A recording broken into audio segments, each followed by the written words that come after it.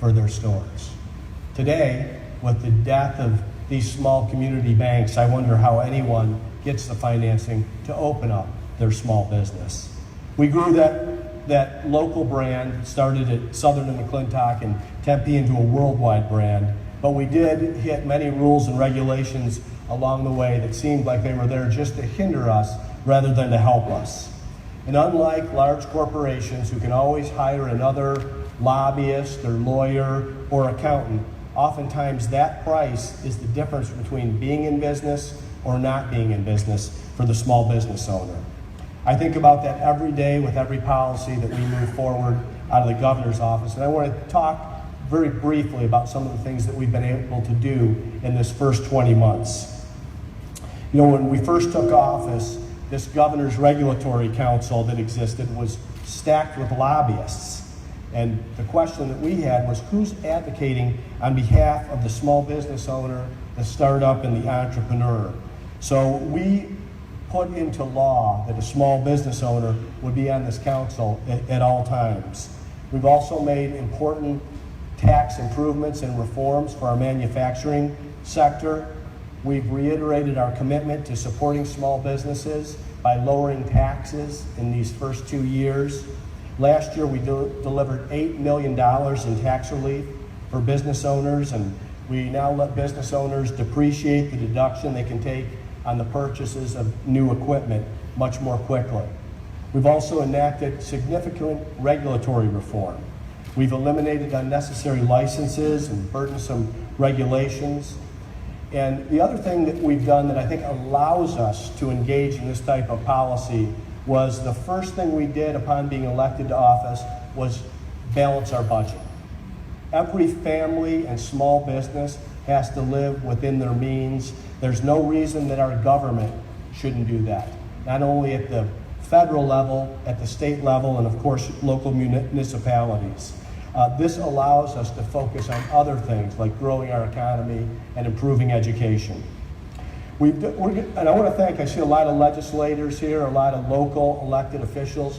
You know, we couldn't move the good legislation forward if we didn't have people in office that were partners with us in having a business-friendly state. So I want you to know how grateful I am and how much I look at this as a partnership. So when we can do something legislatively, we want to do it. When we can do something from an executive order that falls within the law and the Constitution, we want to do that as well. I think my favorite executive order that I've been able to sign so far was the one that fired all the lobbyists at the state boards and commissions. We figured if small businesses can't afford to hire lobbyists, why should they have to pay fees so that these boards can? In addition to that, we've done some things that are symbolic that also send a message. Day one, we issued a moratorium on any new rules or regulations, and we prevent these regulatory boards from adopting new rules or unnecessary regulations. We want to see sole proprietors up and running faster. And if you think of it from just an ice cream store, oftentimes this was an entry-level entrepreneur putting up all their capital, their life savings, to open up this business. And they don't start to pay themselves back until they sell that first ice cream cone. So the store cost about $200,000 to open, and you have people waiting around the block, and the first customer hands you $3 for an ice cream cone. That's a lot of waffle cones to pay yourself back. But before you do that, you have to pay your employees. You have to pay your rent. You have to pay your suppliers. You have to pay your taxes. You have to pay all those things. So the faster we can get entrepreneurs and sole proprietors up and running, the quicker they can start to make money. And I think that sometimes gets lost when you hear that time is money, but it really is for the business owner. We also eliminated some of these things that we thought were laughable in terms of mandatory licenses for vegetable packers and yoga instructors. We want freedom for our yoga instructors.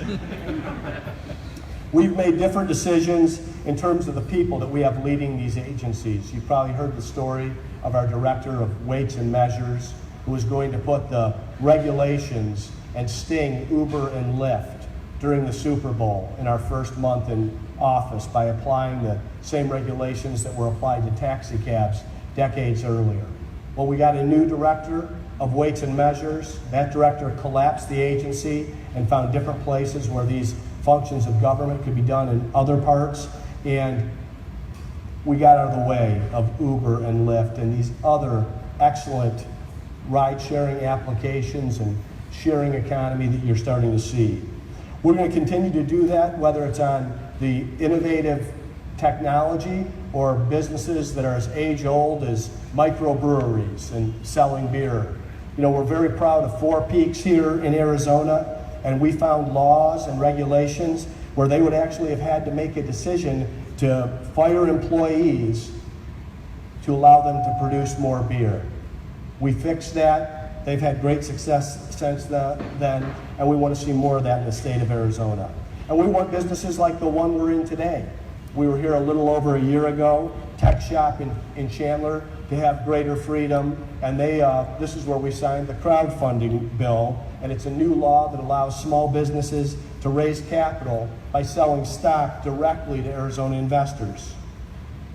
So in business and in government, you should be judged by your results, and I think the results of the Arizona economy speak for themselves.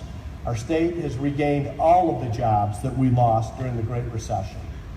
We've got independent entities like Kiplinger that's ranked Arizona as the state that's second in the nation in fastest projected job growth. The Behavioral Research Center that has pointed out that our consumer confidence in the state is at a 9-year high. And the Bureau of Economic Analysis that describes Arizona's economy in comparison to other states as blistering in terms of growth. These are all positive things and things that we'll continue to focus policy on to drive these results. We know the strengths of our state: low taxes, light regulations, an excellent workforce, and really what we have the most in Arizona is a quality of life, a place that's welcoming and inviting, not only to people that want to live here, but employers that want to build here. And we're going to continually improve that year over year in this administration. We've got reforms in the pipeline for this upcoming session. I'm looking forward to working with our House and Senate and newly elected leaders come November to begin focusing on that. We want to shrink the 220 boards and commissions that exist and are standing in the way of job creation. We want to sunset provisions and provide accountability for these boards and agencies and that want to justify their existence just by the creation of more taxes or spending or regulation. And we're going to continue to eliminate occupational licenses along with more agency consolidations. You'll see us decentralize these regulatory powers and make it easier or more concierge-like for businesses to grow and open in the state of Arizona. Alfredo, Bernie, Elaine, I want to say thank you to the Jobs Creators Network for believing that the best defense against a bad government is a well-informed public. I really believe if entrepreneurs and their employees can understand how some of these issues like Proposition 206 or government deciding the price of labor or who should be a manager or not inside an organization actually hurts these companies and hurts innovation and hurts the people that want to work hard and climb that ladder and take on more responsibility inside these organizations. So this November, we're going to continue to get that message out and focus on free enterprise, regulatory reform, and lower taxes. It's up to us. I really believe it's up to the governors, it's up to the entrepreneurs and employees and the people in the states to show Washington, D.C. the way. Washington, D.C. is severely broken. So we're going to continue to showcase Arizona. I'm going to continue to work with governors across the country, Republican and Democrat. A growing economy is not a partisan issue. To have Arizona as a model state for the sharing economy, regulatory reform, and supporting small businesses. Now, we've issued a moratorium on new rules and regulations from the get-go, along with repealing laws and collapsing some of these agencies. Can you imagine if Washington, D.C. would just do some of the same? how much better off we'd be as an economy.